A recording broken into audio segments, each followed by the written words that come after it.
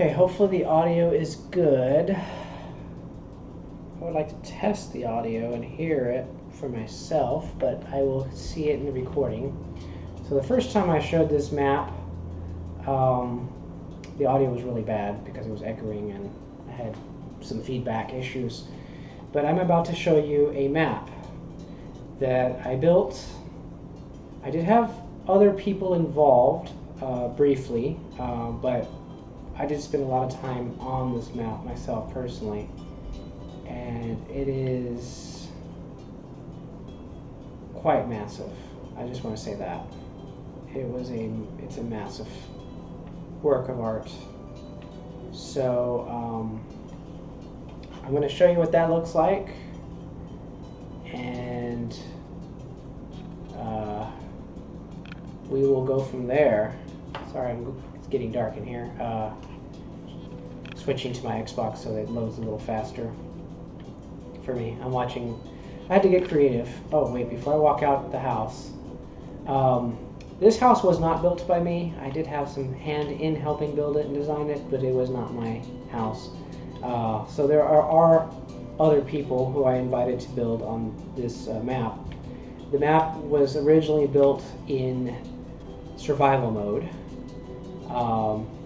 And this is Xbox. This is Minecraft for Xbox. So in the very early days, that was the only option. And as time went on, creative mode was available and more features were available. And so then we switched over to creative mode. But I just want to show you the city that I helped. Well, I built it and had other people help build. But a good portion I built. I'll put it that way. So after I built this, I was kind of sick of Minecraft and didn't play anymore. It was just burnt out. Not that I didn't want to play, it was just that I would get sick by looking at the graphics because I had spent so much time on it. And so these are some houses on the outskirts. I had a plan to build a whole subdivision out here, all the way out there, maybe even blast that mountain. So all of this was built on mountains. Like, mountains were literally leveled with TNT. Very slowly to build all this. So if there's any audio problems, please let me know in the comments, but I'm just going to try to make do with this. And I just want to show you, I built this one. This city has at least 53 above ground structures, but that's not all. So what you see above ground is not all there is to the city. There is quite a bit to it. A lot of hidden stuff. So let's start with this building here. I call this the FBI building because it just looked like very federal to me for some reason. And this one, I don't know what was going on with the carpets. I think I had a plan for it. Each building is equipped with elevators. That was cutting edge technology for its time period when I built these. Each one they have floors in them, except there's a few buildings that have exceptions, but all of them are fully floored, which is nice, and they are multiple stories. So I'm going to get out of this building real quick. There's so much to see in this building, but I just really want to come back to that later. So we'll just go down here. There's train tracks. At one point the train tracks were working and you could take a tour all the way through the city and outside the city.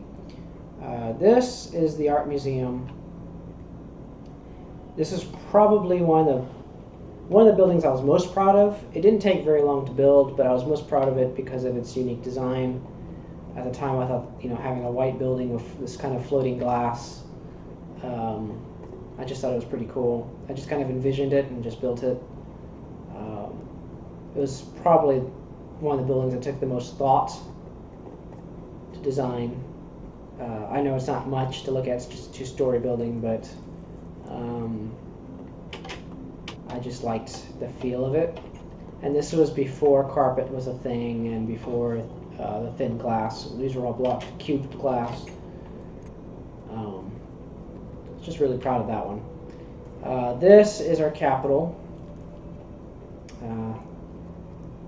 Doesn't have a dome to it. We didn't get that fancy. I think I did have some help on it, but I mainly built this one, I think, if I remember correctly. And I was changing out the stairs to be better. I think that's where we let off. There was going to be some upgrades. These gray stairs were just driving me crazy. Got our own version of the Tower of the Americas. I live in San Antonio, so built this. This one also took a lot of thought because it's not a square, so it took some math at the very beginning. Very simple math, not a big deal, but pretty cool, pretty cool. Carrying on. So this map, I'm going to fly because it's a little faster. You can see I'm so proud of that first design. I kept trying it over and over again, different colors. The first house was built, I basically swam across, this is an artificial beach that wasn't there originally. I swam across from somewhere in that direction over here, and I built the first house, and I even made a plaque for it. June 25th, 2012, right here. And then I built this house over here. I've already given this tour on YouTube. Unfortunately, the audio was bad, so we'll have to do it again. But basically, I built this house a month later, and at the time, it was all survival mode, so each of these blocks were created by gathering sand and making sandstone. It took a long time. I'll just put it that way. And the house was quite an achievement. It was very big for the time. And I had a bedroom, glass all the way around. I think this was actually in addition to the house because I think the house was smaller. It ended there. Has an attic. I've done the tour. It's open already. I've stored my most valuable possessions up there, which was not a lot, but it was something. And I had an escape hatch, so if something went wrong, I could go downstairs, which I will show you later, because I don't show that in the beginning of the tour. So there was two houses. I invited my friends to come build, since I built this house, and my friend Paul built this house, and then we got a little crazy and started building a whole city, and this is what we came up with. And I built two skyscrapers. At the time, these were the tallest. I built them to match, and they used staircases to get up the different floors because I hadn't come off the elevator yet.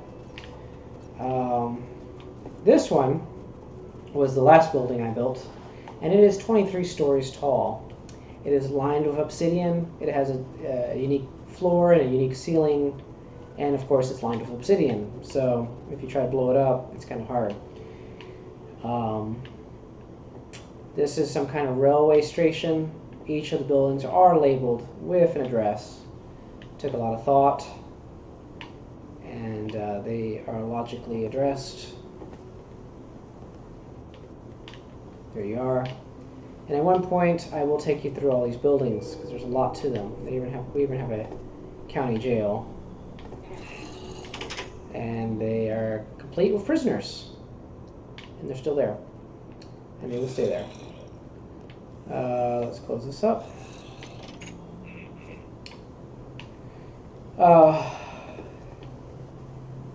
Yeah, the city is huge. It's really, really big.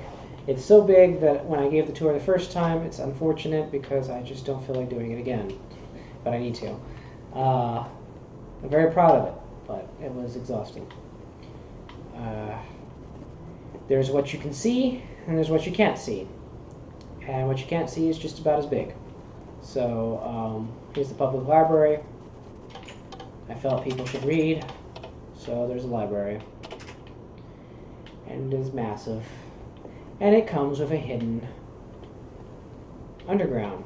And the idea behind this underground was you would have one of everything for survival mode. There would be multiple versions of the map. There would be a building map, and there would be, I'm sorry, it's really dark. You can't really see me. There'd be a building map, and there would be a survival map where you could blow things up, and then there'd be a backup just in case we really mess things up. And I basically build a map, copy it over to the survival map, blow it all up, and then copy the building map back overwrite the survival map. So basically, you could destroy it multiple times over, and continuously improve it. So the next time you battled on it, it was even better. And then you had a backup just in case you weren't paying attention. So,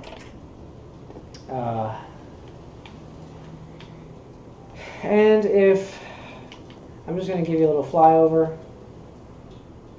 This city's massive. It's dark. Like I said, there's 53 above ground structures.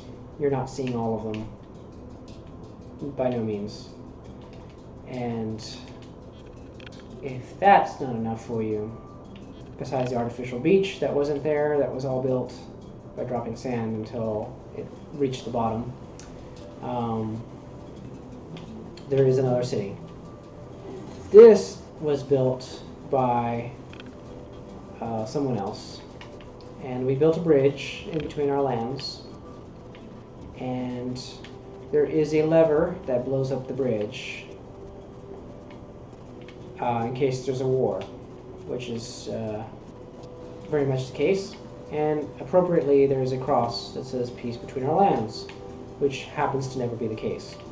This bridge is blown up multiple times. And there is multiple ways into the city, because when you're in survival mode, you can't fly, so you have to have ways to sneak in if the bridge is blown up or whatever. Yeah, this place is pretty cool.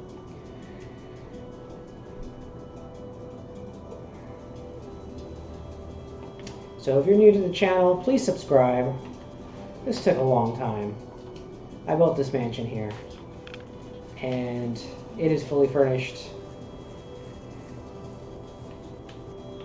It has a living room, it has a piano, it has a bathroom with a bathtub, with water.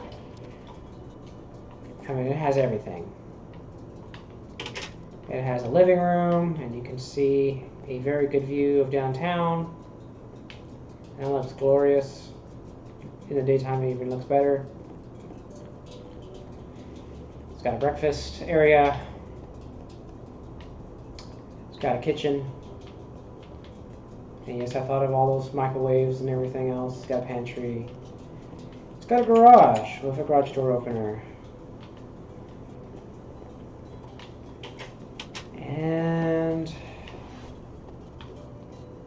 it's got a second floor with lots of bedrooms. And a master bedroom with more glorious views. Yeah, look at those views. Prime real estate.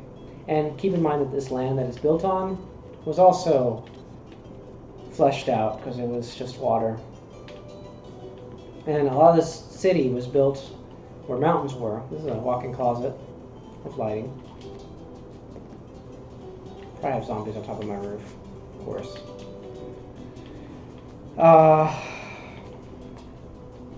It's got a study. Because why not? There used to be a cat in the study. I don't know what happened to the cat. This cat died. Didn't feed it. It's got closets. Man, you don't even know the half of this city. The city's humongous. It's got a pool. Because why not?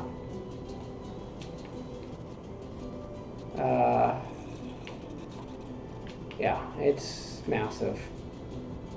There's a whole underground to the city, which I have yet to show you.